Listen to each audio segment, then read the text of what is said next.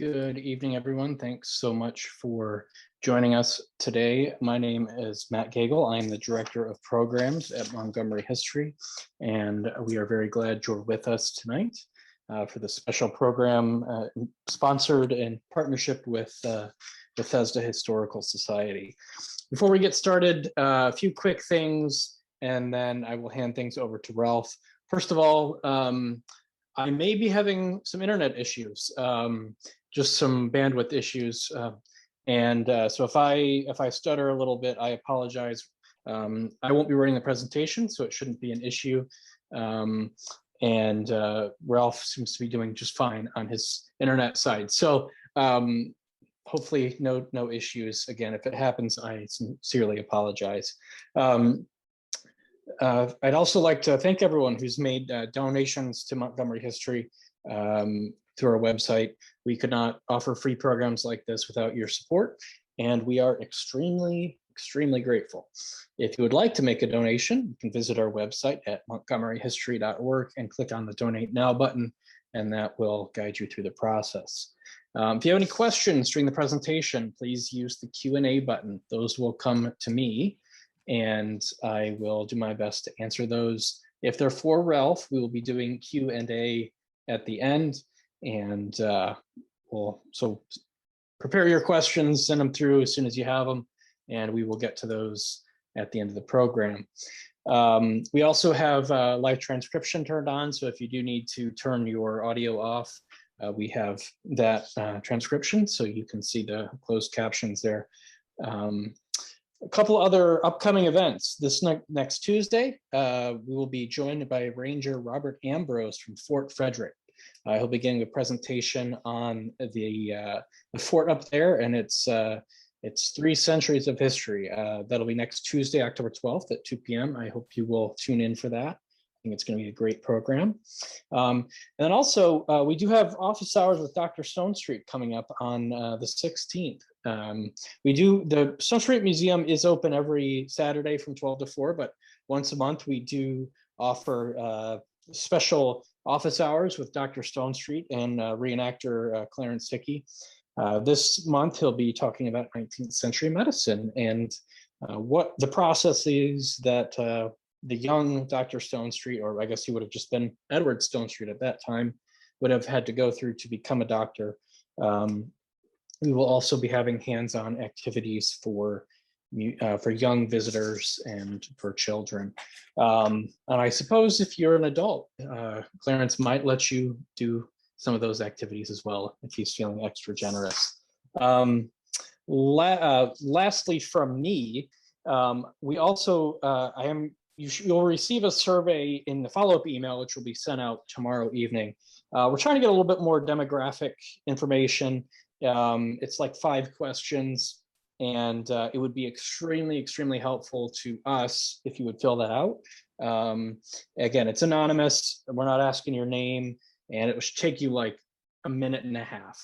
That'll show up at the end of the webinar and then in an email that you'll receive tomorrow. If you fill that out, I would be extremely grateful. We just want to kind of know who you all are and where you come from, I guess. So that's about all of it from me. Before we get started, just a few things about Ralph from Wendy. She sent me a little bit of Wendy Coffin is kind of the head. She's the driving force behind Bethesda Historical Society. And she approached me about doing this presentation online because it was originally supposed to be in person, but obviously that was a little difficult to do. So we went ahead and scheduled this online. She says that she is extremely grateful for all of the hard work that Ralph has put into this presentation, and Bethesda Historical Society is very grateful. So with that, I'm going to hand things over to Ralph, who appears to be ready. So let me stop my screen share here. And Ralph, feel free to take it away. All right, thank you. I'm going to go ahead and share my screen, and appreciation as well to both Montgomery History and Bethesda Historical Society for this joint presentation.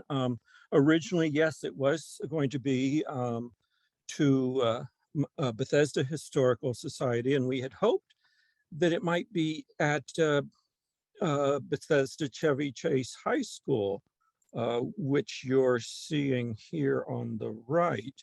But the COVID numbers did not allow for that. So I've framed this so I think will be of general interest. That is, it will focus on Bethesda schools, but how that fits into our overall Montgomery County public school history, and how our schools developed. So Montgomery County schools coming of age. Bethesda is the textbook example. What do I mean by Montgomery County schools coming of age? I suppose we could all agree that Montgomery County Public Schools is a highly regarded school system, and love it or hate it, dismiss it or use it for deciding where to buy a house.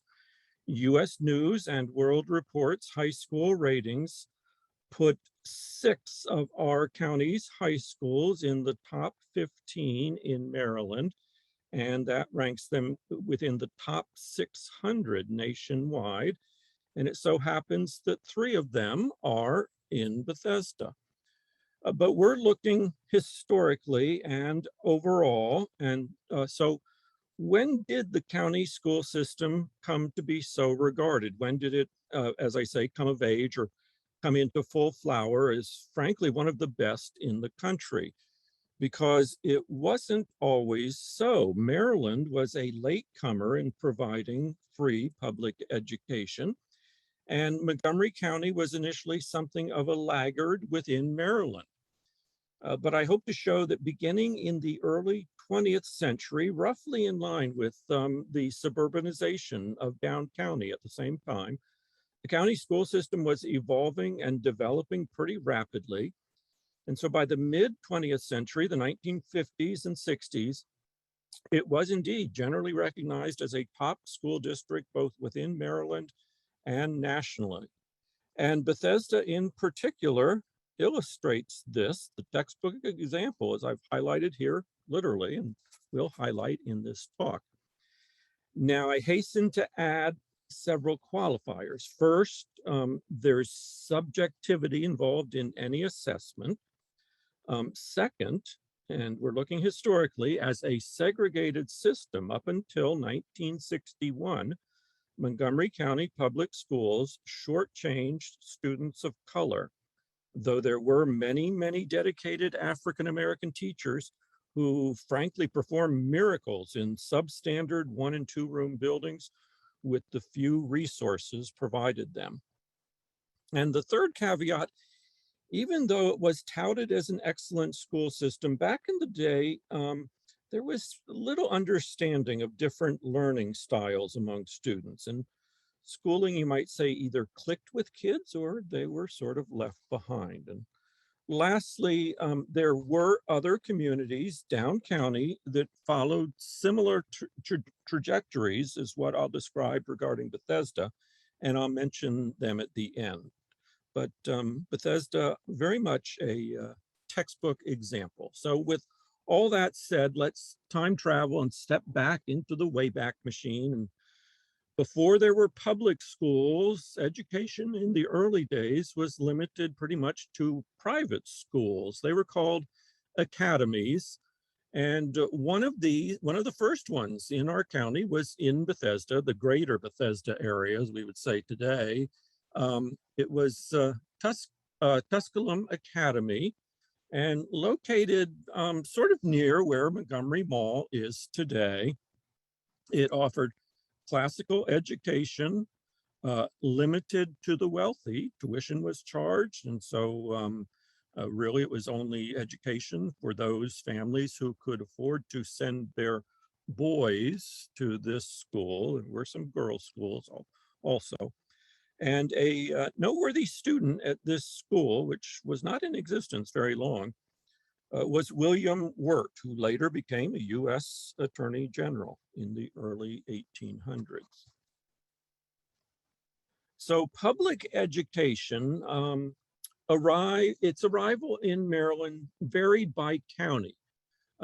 Baltimore City and Frederick County each had an extensive network of schools by 1860, 1850, middle of the 1800s, and a few other counties to a lesser extent. In fact, here's a list of schools in our neighboring Frederick County from an 1860 map. 107 schools, quite remarkable. At that time, Montgomery County was just getting a school system of sorts underway, mostly a collection of schools started by and large by local communities, not really what you could call a county-wide system. The numbers vary. I've seen anywhere from 15 to 30 schools, generally around the 1850s. Best estimate, I think, is more like 20. Nothing like the extensive countywide system in Frederick County.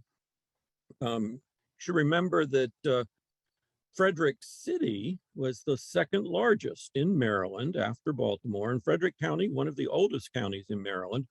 Montgomery County carved out of Frederick County in 1776.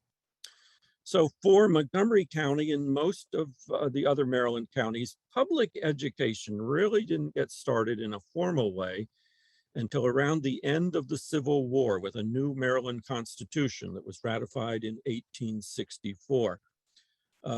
Like most counties, earlier efforts had been undertaken in Montgomery County, but they didn't get too far, never enough money. Perhaps not surprising, strong anti-tax sentiment to pay for schools for, quote, someone else's children. So finally, this state constitution did set up county by county the system that we have today of free public schools. And that's when it really got going in those counties that were, as I said, a bit of a laggard behind some of the others. So here we have an 1865 map of Montgomery County, 5 years later than the 1860 map of Frederick County that I pulled that list of 100 schools from. First thing to note is that the big towns, there are none of them are down county except for perhaps Rockville, really in the sort of the middle of the county is the county seat. And altogether on this map labeled SCH period H schoolhouse, 35 schools, about a third of the number in Frederick County 5 years earlier. So fast forward to the early 20th century. This history of Montgomery County notes that the early 20th century, as I said, 1920s into the 30s, the consolidation of one-room rural schools, and I should have said that all these schools heretofore that we were talking about, nearly universally just one room, with generally grades 1 through 6 or 7, no kindergarten, no high school. So the consolidation of the first one-room rural schools, as well as new schools for the suburbs down county, marked the beginnings of Montgomery County's modern educational system. By 1926, Montgomery County was the first county in Maryland with a full high school program, that is all the way up to 12th grade. High school started slowly. First, it was considered anything above 6th grade, so first generally 7th or 8th grade, and little by little an additional grade would be added. By 1926 also, Montgomery County had opened the first kindergartens in Maryland, had the highest percentage of white students completing 7 grades. Remember the system, segregated system. And by 1937, Montgomery had the highest percentage of graduates going on to college. And by the following year, the county was spending more per pupil than Baltimore City or any other county. And then came the post-World War II boom. A Bethesda newspaper in 1945 editorialized that the richest county in Maryland should have the best schools, not just in the state, but in the country. In 1945, Montgomery County schools had just over 17,000 pupils and an annual budget of $2.4 million. 20 years later, there were nearly 107,000 pupils and a budget skyrocketed to $75 million. The number of high schools had grown from 13 to 34. The number of elementary schools in the 1930s and 40s grown from 65 to 144. And the first junior high school opened in 1936, and that was indeed in Bethesda. So those are our sort of benchmarks, the mileposts along the way. 1865, school system just getting started here in Montgomery County in any formal way. 1920s and 30s, significant advancement. And by the mid 20th century, you could say that the Montgomery County public school system had come of age. And Bethesda schools really epitomized this and in some cases led the way in this coming of age process. Okay, now a deeper dive, and I'll return to the 1865 Montgomery County map. I've circled Bethesda here, then called Darcy's Store for the lone business establishment. I love saying that, the one lone store about where Wisconsin Avenue and Old Georgetown Road meet. Otherwise, farms and countryside all around. So let's blow up this area. I mean, enlarge this portion of the map. There's Darcy's Store and 3 schoolhouses, west and north. The Concord School, it was about where St. Mark Orthodox Church is on River Road, west of Wilson Lane. Another school northwest near Bethesda Meeting House. Not a whole lot of information on this school. 1869 reference to a Darcy's Store school, probably this one, because the other was known as the Concord School. And then a third school, sort of near where Davis Library is today. It was called Bean's School for a family in the area. The family spelled their name B-E-A-N. And so moving along, 1879 map, these are the 2 major maps that we have from the 1800s. Now Bethesda has been renamed and has a post office, probably in Darcy's Store. The Concord School is still there and Bean's School is still there, but the Meeting House School is gone. Instead, there is a school right in now Bethesda, a little down from Darcy's Store. It was in the Bethesda Grange Hall, which was about where the firehouse at Wisconsin Avenue and Bradley Boulevard is. And one other school had come along. This was out on Old Georgetown Road, about opposite where Huntington Parkway meets Old Georgetown, Bethel Synagogue there. So again, these were all 1-room schools, 1 teacher, grades 1 through 6, maybe up to grade 7. You've heard it was basic education. It's called the 3 R's: reading, writing, arithmetic. No high school grades at this point. And by and large, with all the farms around, by and large, kids would themselves become farmers, and 6th grade education was considered all that they would need. In 1906, these 2 schools, shown with the blue arrows, consolidated into a new 4-room building about where the present Bethesda Elementary School is, roughly about halfway between the 2 earlier schools closest to Bethesda, the one on Old Georgetown and the one in the Grange Hall. Here are a few pictures of the students in that school. You can see it was a wood frame building, center entrance 4 rooms, 2 rooms on 2 floors. And about the only schools comparable in size anywhere in Montgomery County were sort of combination grammar schools and high schools. Again, anything above grade 6 was considered high school. So some schools around the county had high school classes, most notably Montgomery County High School in Rockville, built in 1904, 1905, but some high school classes, grade 8 and 9, had been offered in an earlier Rockville grammar school. So this was built to be a dedicated high school in 1905, but that grammar school wood frame building fairly nearby actually burned down the year this opened. And so this building was pressed into service to still serve all grades.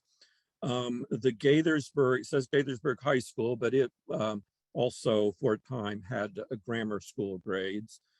And Sherwood School with some high school grades. It was actually Sherwood Academy, a private school, and became incorporated into the county school system in 1906. So actually, those are our 3 oldest high schools in Montgomery County. Montgomery County High School evolved into Richard Montgomery High School. So Richard Montgomery is indeed the oldest high school in Montgomery County, followed by Gaithersburg and then Sherwood. And 2 elementary schools were also larger than this Bethesda grammar school. Woodside had opened about the same time. It was a little north of Silver Spring, and you can see it was a grand school for the time, but a little bit of an anomaly because it had been built by the developer of that area called Woodside when that was being developed as a residential subdivision because the railroad had come along, the Metropolitan Branch, and I'll talk more about that as a driving force for suburbanization.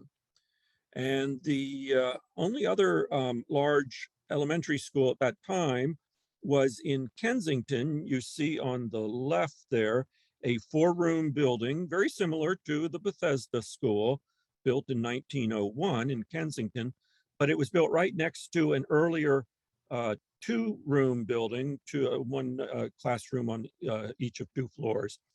And so that was sort of like a 6-room elementary school in Kensington. Kensington was also developing quite rapidly as a residential suburb of Washington, D.C. And then in the early 1920s, this Bethesda school was sided with bricks and enlarged significantly, quite significantly, and may have been the largest school in the county at that time. And high school classes were added at this school, grades 8 and 9, by 1926. So similar to what was occurring up county with high school grades gradually being added to the schools. No real dedicated high school yet. Montgomery County High School still also serving all grades. So here's a look at that enlarged Bethesda school. Remember, it was about where Bethesda Elementary is today, and essentially an elementary school. Here's a 3rd grade class. It also had one of the first kindergartens in the county. Remember, they came along by 1926. And here's the cafeteria, Bethesda Elementary School. This is from a 1929 newspaper. And a cafeteria in a school, unheard of up to that time. An auditorium, a gymnasium. Well, this is because high school grades had been added, a playground. But these pictures come from the Maryland News, then a newspaper in Silver Spring, June 1929 issue. And the few grades, high school grades that had been added to this school had, you might say, decamped by this point. And I'll come to that, to a brand new high school. So this was strictly an elementary school by this point, and quite extraordinary to have all these, have a gym, cafeteria, and a playground. Quite a contrast to Up County, where still 1- and 2-room schools were absolutely the rule. And also in stark contrast to the River Road Elementary School, sometimes called the River Road Colored School. This was the segregated school for Black children in the Bethesda area, and the only one in the Bethesda area. It was stood about where the TV tower is, along River Road, behind the McDonald's there. And it is a reminder that there was a significant African-American community there. On the left, you see a very modest dwelling in the shadow of Kenwood Apartments, now Kenwood Condominiums, and still today, Macedonia Baptist Church, right next to that large building. And if you put this school, the River Road African-American School, next to the Bethesda Elementary School, picture's worth 1,000 words, supposedly separate but equal, but not equal at all. The white and Black schools in Montgomery County at this time ran on separate budgets. The Black schools got hand-me-down books from the white schools. The teachers, the Black teachers in the Black schools, were paid half what the white teachers in the white schools were paid. The Black schools had a shorter school year to begin with, and then sometimes closed earlier in the school year when the budget ran out of money. And they were by and large overcrowded. And a high school for African-American students did not come along until 1927. So that was 35 years after the first high school grades started in the Rockville Grammar School that I mentioned earlier, and about 25 years, little over 20 years after the Montgomery County High School had opened just a few blocks away in Rockville. There is a picture of the Rockville Colored High School, as it was called. So regarding segregated education, we have two important reports, beginning with one from the federal government in 1913. Remember, I said separate budgets.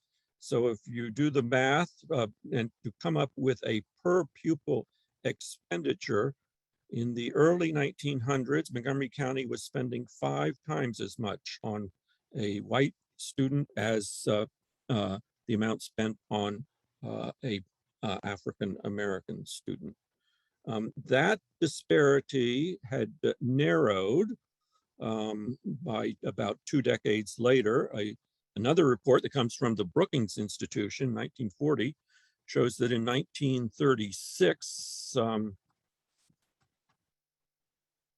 the county was spending about 2 times as much on a white child as an African-American child.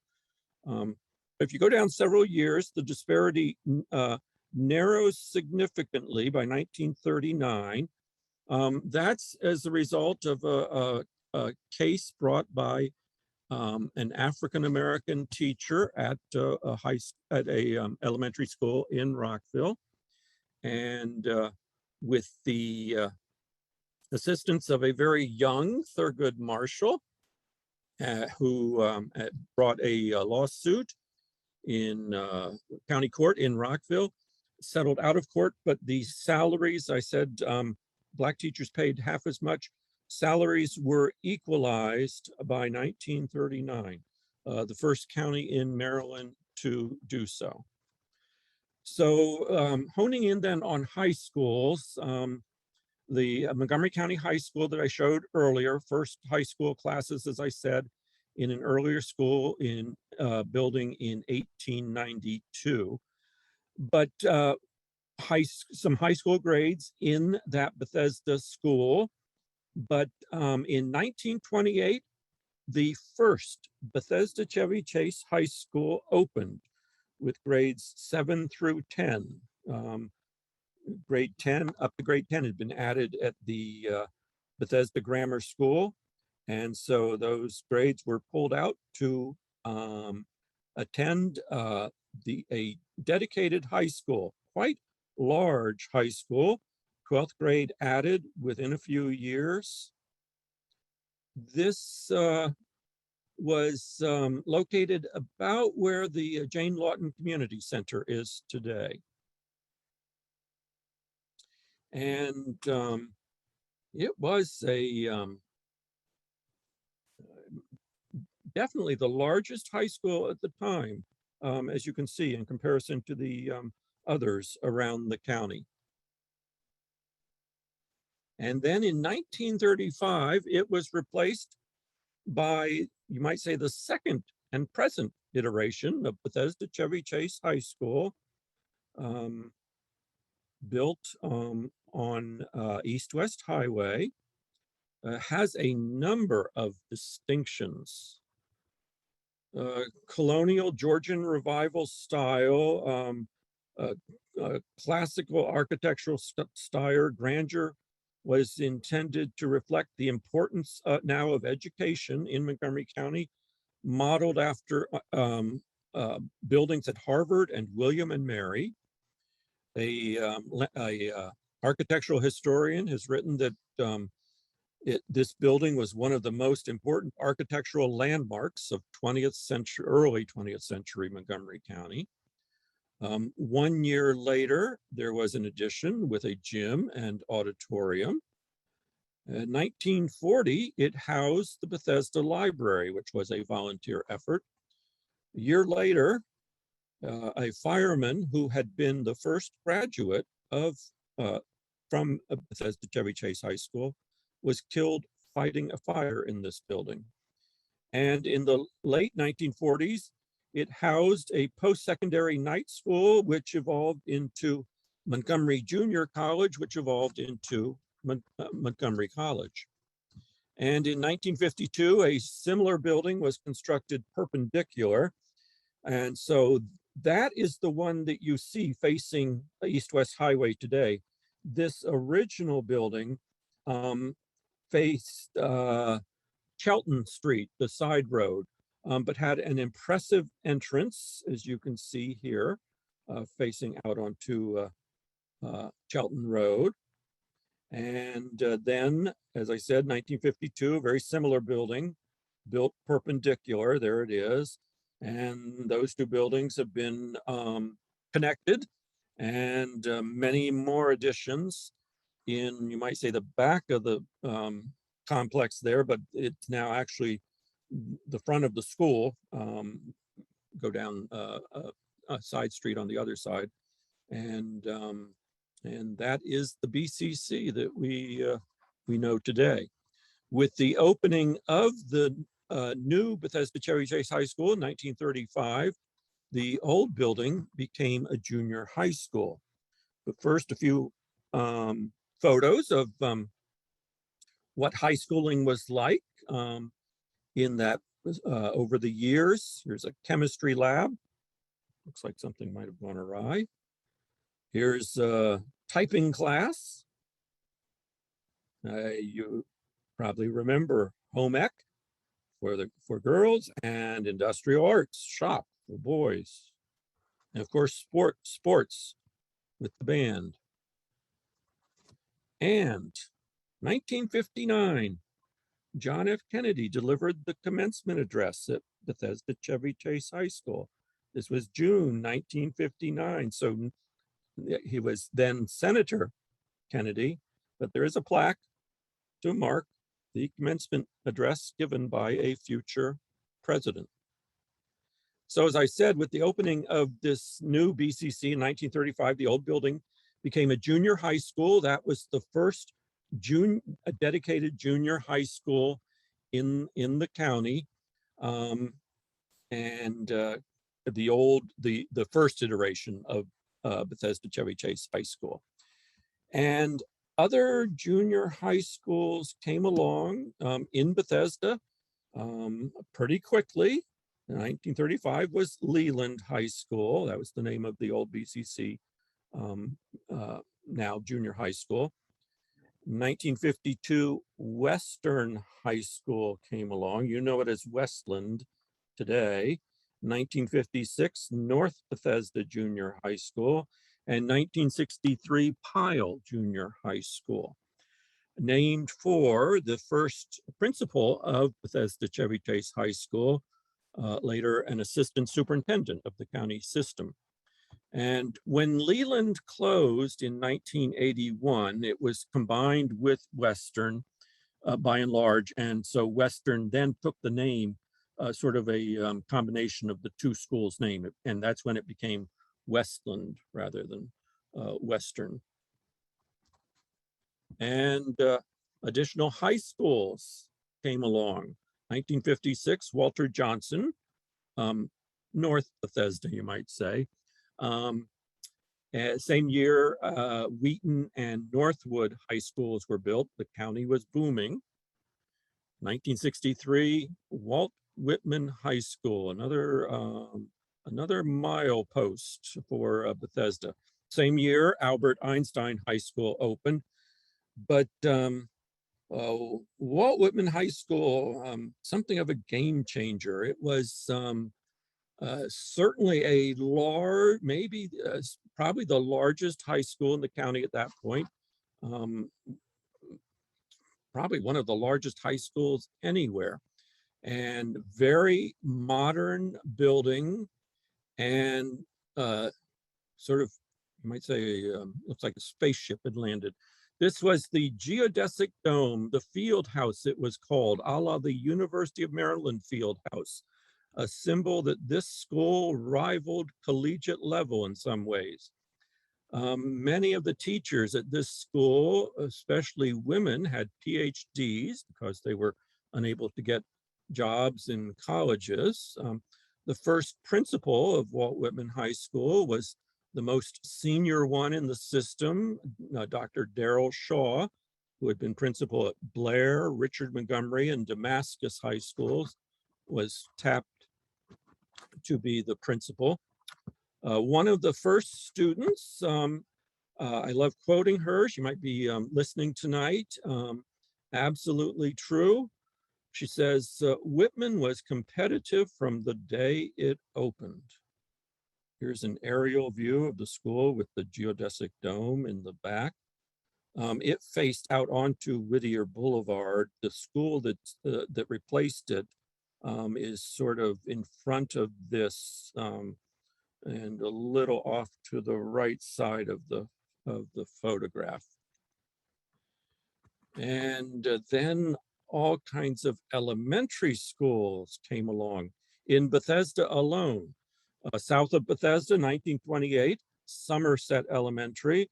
1934, Alta Vista Elementary School, Westbrook Elementary School.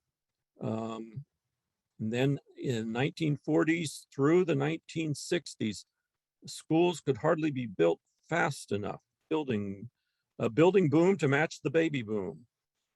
In alphabetical order, here we go: Ashburton, Airlawn, Bannockburn, Bradley when it opened, now Bradley Hills, Brookmont, Burning Tree, Concord, taking the name of that old one-room school, Fernwood, Grosvenor, Lynbrook, Radnor, Whittier Woods, Woodacres, Wingate.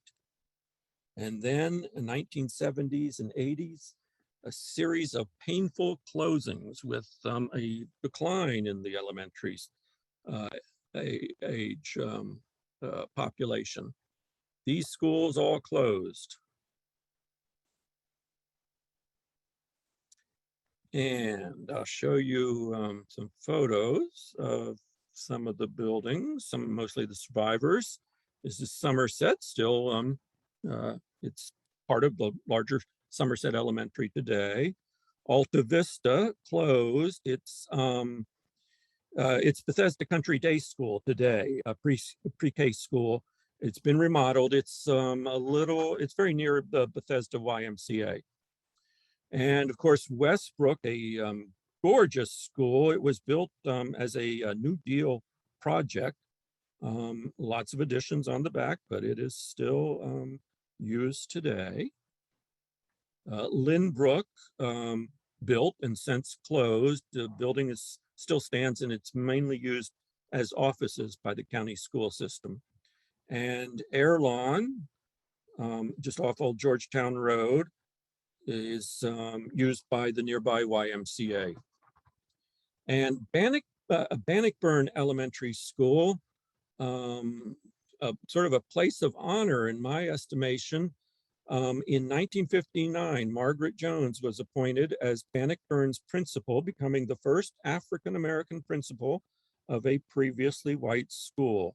Desegregation in Montgomery County was ongoing between 1955 and 1961. Margaret Jones had once served as supervisor of Black schools. That was sort of like the superintendent for that separate system. So principalship was sort of a demotion, despite nearly 30 years experience and master's degree from Columbia University, but definitely a distinction too. This is an audio recording, and I need to. Ralph, I don't know if you turned on audio. So sound. Okay, here we go. Forgot to share sound. This is Margaret Jones talking about when the then superintendent, C. Taylor, I have that wrong. It's C. Whittier Taylor, told her of her appointment. It was a very deliberate choice, very careful. I was in the office, and Dr. Whittier said to me, "I want to see you." And he told me that, I was being considered for a position in an all-white school.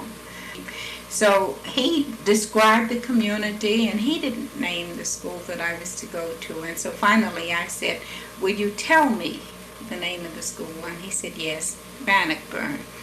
And so I said, "I think I'd like that." Yes, so I did have the superintendent's name right, C. Taylor Whittier. Signed enough of my report cards, I should remember. As I said, this was a very deliberative selection. Bannockburn, a very progressive community. It had been established as a cooperative, primarily by Jewish families excluded by restrictive covenants elsewhere. And many were very involved in the protest against the segregation of nearby Glen Echo Amusement Park in the early 60s. One other note regarding River Road Elementary School, the African-American segregated school. So there it is. It was still being used up into the 1950s, while all these other school buildings that I've been showing you were being built sort of all around it. But there it still stood as a wood frame building. In fact, it was one of the first closed as part of the desegregation process. There were the African-American schools, by and large, still 1- and 2-room schools all over the county, were being consolidated into modern buildings, primarily up county, and there was to be a modern consolidated elementary school built down county, but the plans hadn't progressed as far as up county. And then the landmark Brown versus Board of Education decision, which ended school segregation, was handed down. And so those plans for a modern consolidated segregated school were obviously shelved. And so down county was the first portion, including the River Road School, to be closed, and the students integrated into nearby previously all-white schools. This was one of 4 down county buildings to be the first to desegregate. Receiving schools of this of students from this school, primarily Westbrook and Clara Barton Elementary, which was in Cabin John. And the young woman that I've circled here, her name is Margaret Jones, and she had been a student at River Road Elementary School. She was in the first, this is the first graduating class from the Rockville High School for African American students that I showed you earlier. And she later became a teacher at the River Road School and was one of the first Black teachers to be transferred to a previously white school. She went with a number of her students to Clara Barton Elementary in Cabin John. So segregation and desegregation, a big part of our county's history, and you see Bethesda, of course, figures in that also. So while I've called the development of Bethesda schools sort of the textbook example of the system's coming of age, and have shown some ways that it was unique or ahead of the rest of the system in its evolution or depth of educational offerings, it is important to note that several other down county communities were sort of going through a similar trajectory because down county was being affected by two modes of transportation that came in different times, but very close together. First was the railroad, the metropolitan branch of the B&O Railroad, B&O out of Baltimore, the very first railroad line in the country.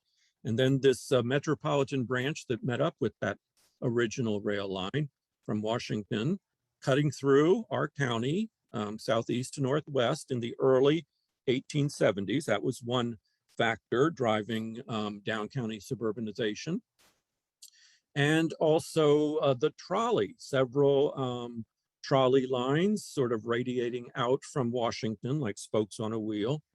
The two main lines being from Friendship Heights to Bethesda and then later on to Rockville, and up Connecticut Avenue to Chevy Chase, and then on to Kensington, this late 1890s. And so Kensington and Tacoma Park, Silver Spring, Woodside, and Kensington were on both trolley lines and the Metropolitan Rail lines. So they did indeed see significant suburbanization development. And so the schools reflected that also. I showed you Woodside, north of Silver Spring. Definitely a large school, but as I said, bit of an anomaly, partly built by the developer.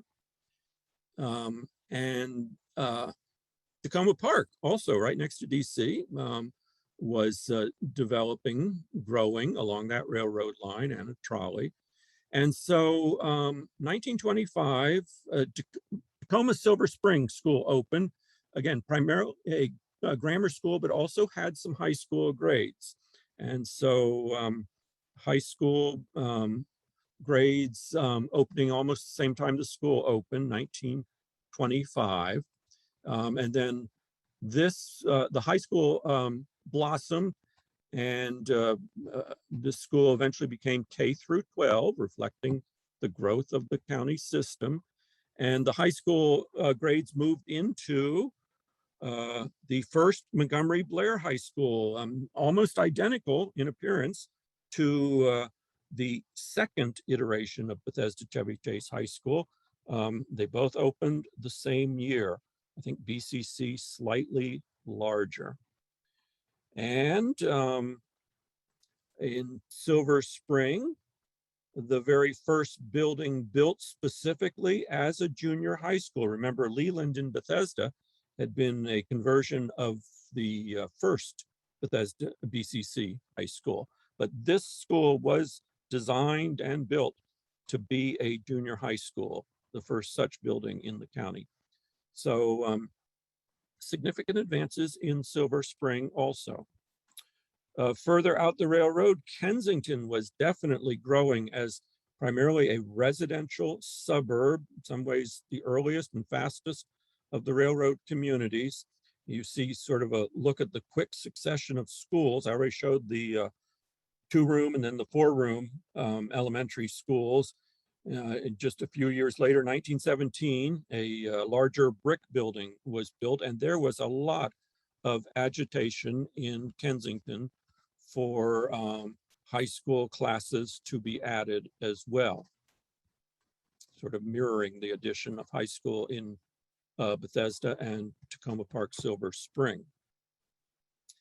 And Chevy Chase, not a railroad community, but a trolley community, some ways the quintessential trolley community, just over the line when Montgomery County's Chevy Chase was being developed, right next to Chevy Chase in Washington, D.C. But it's sort of a textbook example of a different down county phenomenon, and that is kids attending schools in the District of Columbia in the early 20th century. What I've been painting here is that the county system was developing quite rapidly, but it was DC was far more well developed than Montgomery County at that point. And so the schools in DC, for those living just over the line, were very attractive. And Montgomery County residents could send their children to school in DC in the early 1900s. When Chevy Chase was being developed, the developers knew that schools attract residents, home buyers, just like today. And so this house that stands on Bradley Boulevard is just 1 or 2 in Bradley Lane from Connecticut Avenue. Gorgeous residential house, but actually started out as a 2-room school built by the developers of Chevy Chase and then sold to the county school system, opened in 1898. But so many parents chose to send their children to the much larger and more advanced DC Chevy Chase Elementary School that the Montgomery County Chevy Chase School actually closed within 5 years for lack of enrollment.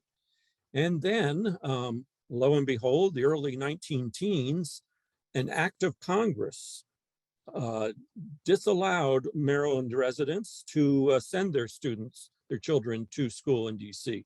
And so Montgomery County had to build a new Chevy Chase school. Actually, parents got together to buy some portable classrooms as a temporary school.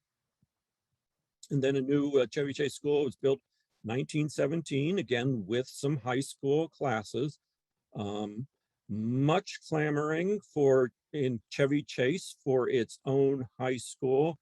And that's how Bethesda Chevy Chase, Bethesda-Chevy Chase came about as a high school to serve both communities in 1928. So since I started with private school, just quickly run through some of the main private schools in Bethesda. Of course, Landon is the oldest in Bethesda, started in DC 1929, moved to Wilson and Bradley 1934, and then its present site in 1936. It is school for boys, Halton Arms, school for girls. It actually got its start earlier than Landon in DC, but didn't get out here to Montgomery County until after Landon had set up shop. Primary day school, that's right along River Road, mid-century modern building. Started in 1944 as a phonics-based demonstration school, originally met in churches. 1955 moved to its present location. Sidwell Friends Lower School is near Bethesda Elementary School. 1963, it bought Longfellow School for Boys. Not able to find too much information about it, but an earlier private school. But Sidwell Friends Lower School plans to move that school to its main DC campus And of course, it is founded as a Quaker school. Some parochial schools: Stone Ridge, started in 1923 in DC, present location in Bethesda, 1947. A school for girls. Probably most famous alum was Cokie Roberts. Our Lady of Lourdes opened right next to the second BCC in 1941. Talk about stiff competition. Little Flower, that's near the Little Falls Library, opened 1953. It was outgrowth of a Glen Echo Catholic parish. St. Jane de Chantal opened 1953 out on Old Georgetown Road, and Woods Academy tucked away in the old Fernwood Elementary School. A few other parochial schools: Washington Episcopal, started in 1986 in the Pilgrim Lutheran Church opposite Little Falls Library. Present location, it's the former Marriott headquarters near the bicycle rail trail in Bethesda on River Road. Norwood started at St. John's Episcopal Church right in downtown Bethesda in 1952, and has since 1972 has been at River Road and Bradley Boulevard. Probably more Potomac than Bethesda, but started in Bethesda. And Washington Waldorf School is in the former Brookmont School. Rochambeau French International, started in 1955. It has several campuses, but they're going to consolidate close to a little beyond near where the YMCA is also. So just in summary, a timeline here. One-room schools up until the early 1900s, Bethesda Elementary School coming along, enlarged in the early 1920s, high school grades added. River Road School for African-American students, mid-1920s.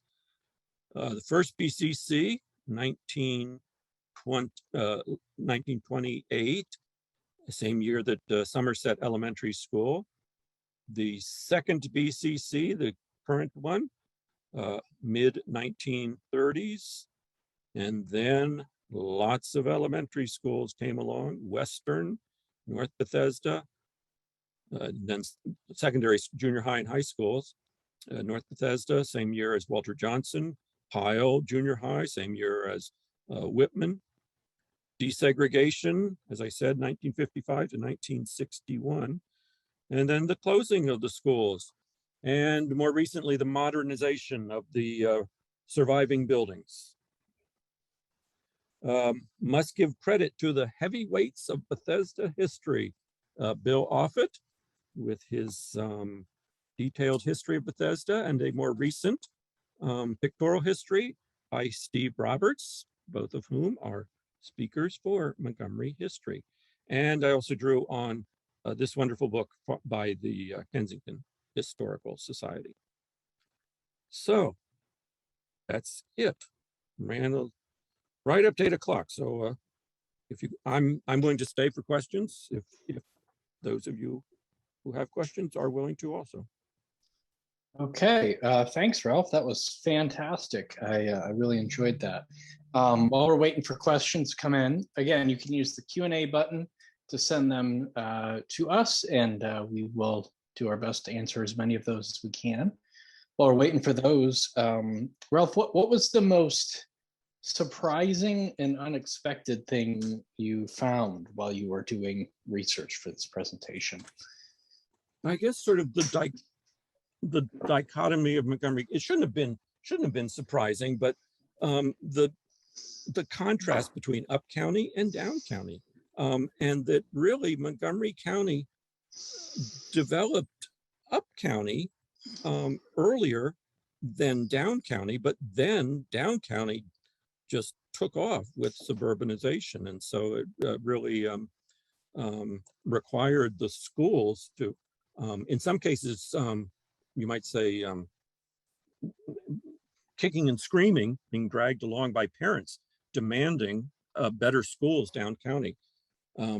These were by and large federal workers who, were driving the suburbanization, residential suburbanization boom. And so wanted schools of equal quality to those that were in DC. Hey, well, I really don't see any other questions that have come in. Maybe Just I to should comment just add that it one was. other thing. Oh, yeah, go ahead.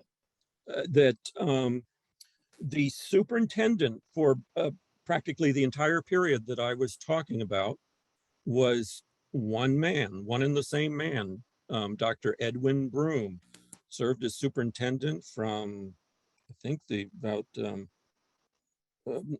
about 42 years. So it's the late 19 teens, retired 1953. And there is a junior high school was named for him. It still stands, but it's not being used as a school today. Okay. So here is a question. Yes, here's a question. You spoke in the 19th century, but you spoke about how in the 19th century, Bethesda Public Schools focused on the 3 R's, reading, writing, arithmetic.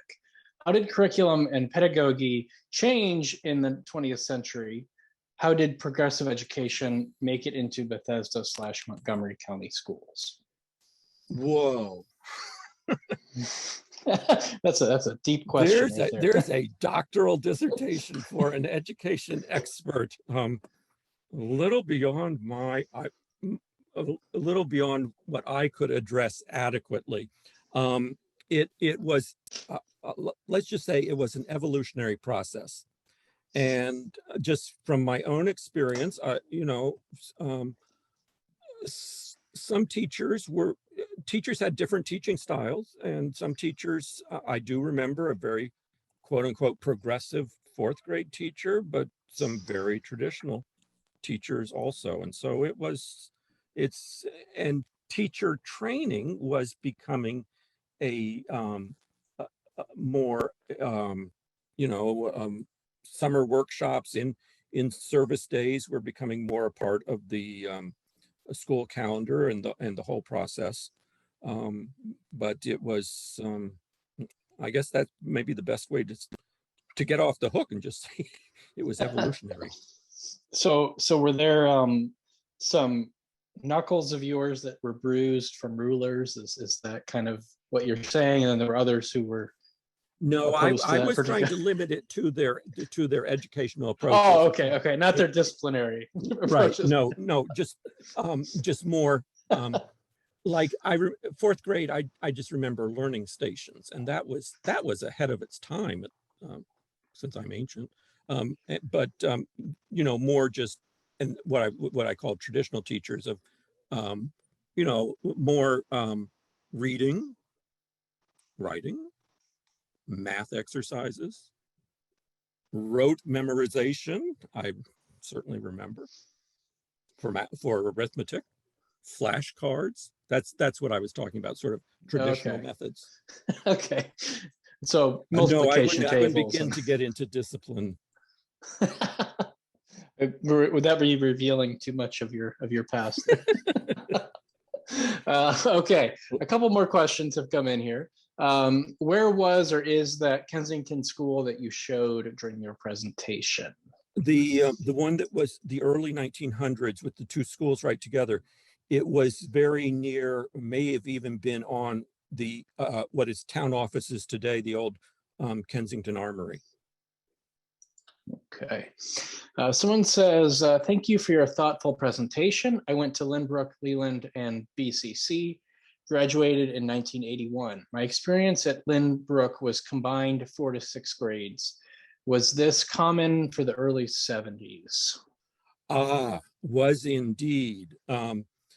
The early 70s through the 70s, I probably would say, it was the era of the open classroom, and I could actually, I don't know if you can see and on this wonderful, there's this book, From One Room to Open Space. This is the history of Montgomery County schools, written by a former principal. I don't know if you can see. You can back it up a little bit. Open class. In other words, there are three classes going on in this one large area. It was the era of open space. In some cases, you know, sliding doors, partitions that could be open and closed. But that was, yes, that was definitely a educational model at the time. Okay. I Well, I did not really experience that. I had already gone through. okay. I think it's fair to go ahead. say that, well, I would simply say that you don't find a lot of open classrooms in Montgomery County school buildings today. And so it was not favored by a lot of parents. Some kids thrived, however. I mean, and even today, almost anything it's so hard to make generalizations about education because what works for one kid might not work for another. Okay, well, I got a couple more questions. How did children get to school in the earlier years? When was the school bus system set up? The consolidation of the one-room schools into larger schools was really driven by the fact that you had school buses beginning about the late 1920s, early 30s, and that's about the time of the consolidation of the rural schools, so that you could transport kids to larger schools. Eventually, what we remember as elementary school, what is today, each grade in its own classroom, by and large, although the earlier questioner did note that a combination of grades also in open classrooms. And yes, that was definitely a learning approach too, to have the thought was that, you know, older kids could guide younger kids. And so, but I was getting a little off track there. So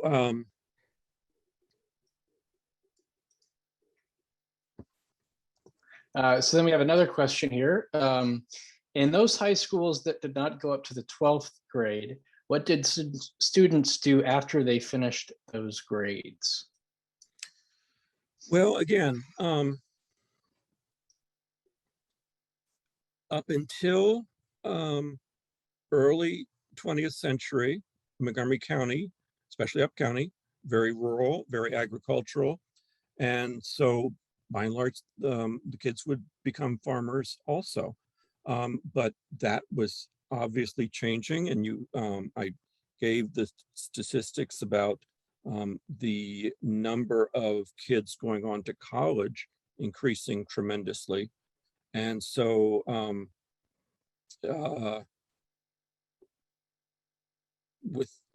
for those who didn't go up to 12th grade, 12th grade came along the mid 1920s, and so before that, it was like it was not an expectation at all. And so you know, it was still possible to get jobs if you weren't going to be a farmer, with less than what we think of as a high school education today. Okay, well, I'm just going to wrap things up here with this comment from Wendy, which I think you can see on the screen, but I'm going to read it anyways. Wendy says, thank you, Ralph, for an amazing presentation. The Bethesda Historical Society is honored to have you as a presenter of such an important and interesting Bethesda history. We give you an A+, so it looks like you're going to pass this time. So thank you. I was actually going to say, if we didn't have any questions, I was going to throw the questions out in the form of a final exam or something. Well, we'll get that one sent around, I guess. It'll be come in the mail. Yeah, it'll be a mail-in exam. How about that? So, okay. Well, Ralph, thank you so much. That was a great presentation, and thanks everyone who's stuck around for this. And we'll see you next week. And have a great evening. Thanks again, Ralph. Thank you. Take care, everyone.